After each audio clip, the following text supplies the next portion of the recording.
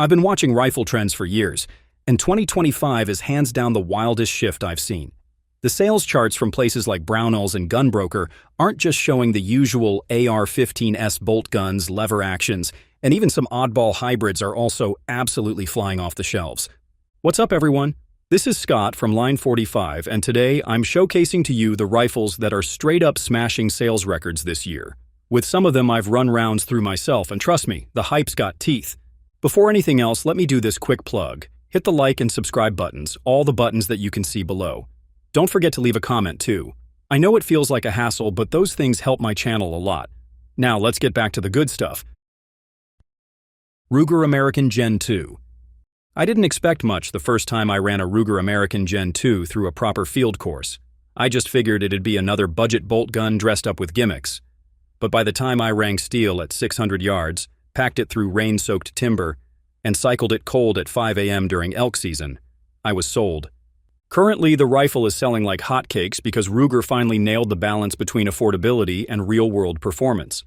It ain't just a good rifle for the money, it's a damn good rifle, period. My .308 Winchester Gen 2 came with a 20-inch cold hammer-forged barrel, spiral-fluted, and threaded 5/8 inch by 24 with a factory-installed radial muzzle brake.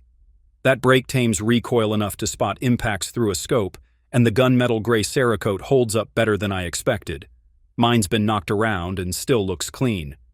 The 3-lug bolt has a slick 70-degree throw, and there's plenty of clearance for a scope, even low-mounted ones.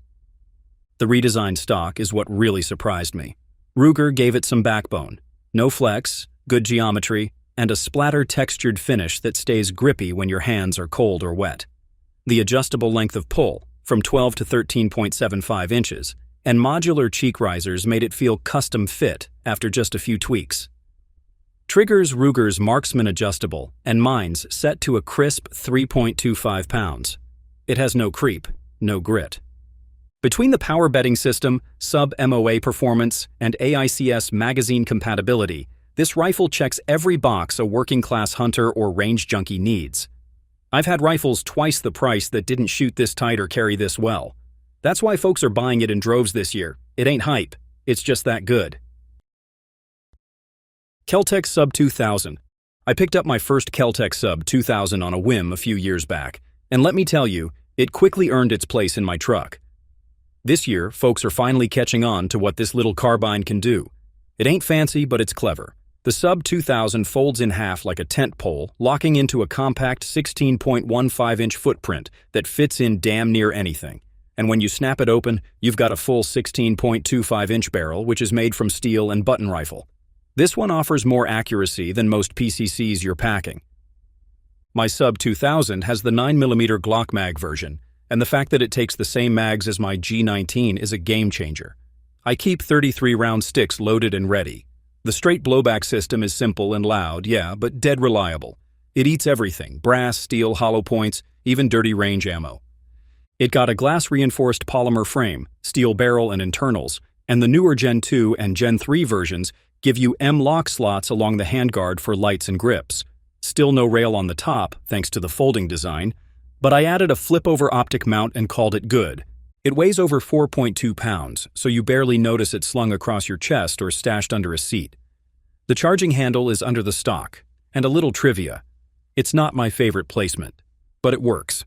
I've taken this rifle through field courses, hiking trails, and a couple of rural competitions, and it's never let me down. It's not a Gucci gun. Instead, it's a working man's folding rifle, and in a market full of overpriced tactical options. That's exactly why it's flying off the shelves in 2025. Tikka T3. I never used to care much about European bolt guns, until I pulled the trigger on a Tikka T3X Lite chambered in 6.5 Creedmoor. That moment changed how I look at factory rifles. I'd been lugging a heavy setup through elk country for years thinking weight and durability couldn't coexist. Then came this Finnish-built rifle that shoots like a laser and carries like a feather. Fast forward to 2025, and it's no surprise the T3X lineup is crushing bolt-action sales. Whether it's the Lite, the CTR, or the Vale Alpine, folks are realizing this rifle isn't just accurate, it's practical, reliable, and built like a tank under the hood. The cold hammer-forged barrel delivers sub-MOA accuracy straight out of the box. My T3 has gone through rain, snow, and a few rocky wipeouts, and it still holds 0 with ease. The action is one of the slickest you'll feel in a factory gun. 2-lug bolt, ultra-low friction, and it just glides even when it's caked in dust. The steel receiver, machined from a single block, is mated to a rigid synthetic stock with grippy panels and a steel recoil lug embedded right into the bedding, not just glued in or molded like some cheaper setups. I've adjusted the factory trigger down to 2.5 pounds, and it breaks like a glass rod every time. The ejection port is widened, the stock spacers let me fine-tune the fit, and the flush-fit polymer magazine feeds flawlessly, even when I'm working the bolt fast from a cold prone position. It's lightweight, dependable, and doesn't punish the shoulder or the wallet as many Magnum-class rifles do. Truth is, the T3X isn't just a precision bolt gun, it's a practical choice for a hunter's rifle that delivers when the shot counts. So yeah, don't get surprised why it's flying off shelves this year. Scar 17S. I'll be honest, when I first picked up the Scar 17S back in the day, I wasn't sold. Felt a little top-heavy. The charging handle would slap my thumb if I wasn't careful, and the trigger was gritty. But in 2025, this rifle's grown into a whole different beast. FN finally addressed what needed fixing, and the updated NRCH version is flat-out impressive. I've run mine in the dirt, through a couple of carbine courses, and under a suppressor in sub-zero temps. It has never choked, not once. And for a semi-auto 308 Winchester, that's saying something. The 16.25-inch cold hammer forged barrel is a tack driver and is still chrome-lined for longevity. It's nestled in that classic monolithic aluminum upper, and the top rail gives you uninterrupted space to mount everything. Mine runs an LPVO and thermal clip-on without issue. The short-stroke gas piston system just eats up abuse.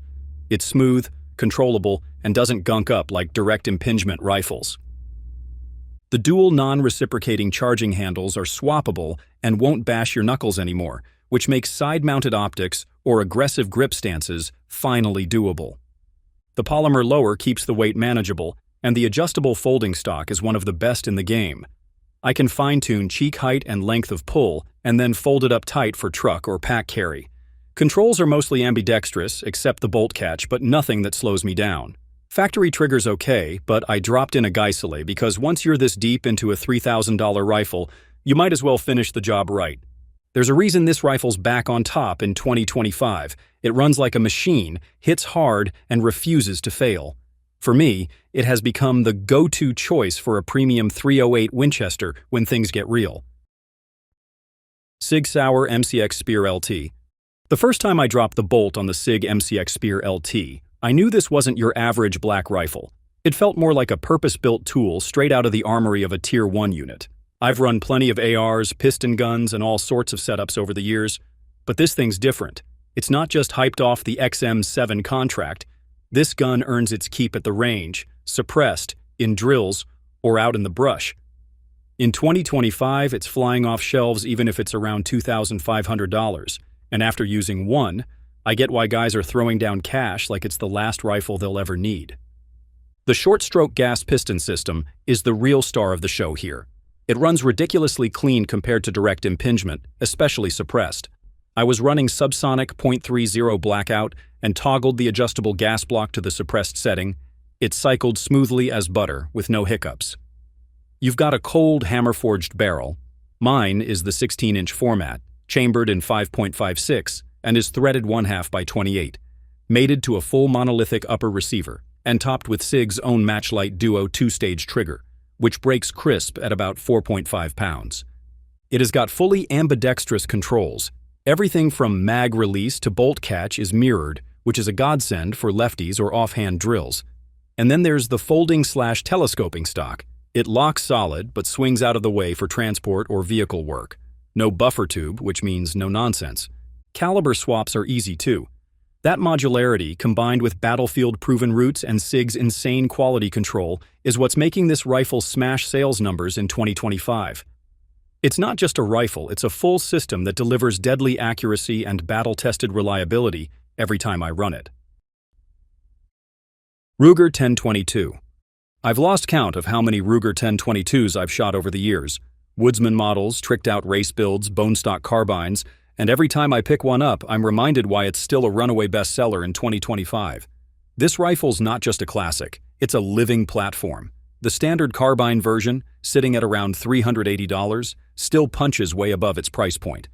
We're talking a cold hammer-forged 18.5-inch barrel, BX1 rotary mag that feeds like butter, and a 5-pound frame that makes it perfect for backpackers, young shooters, or anyone who doesn't want to lug around a boat anchor.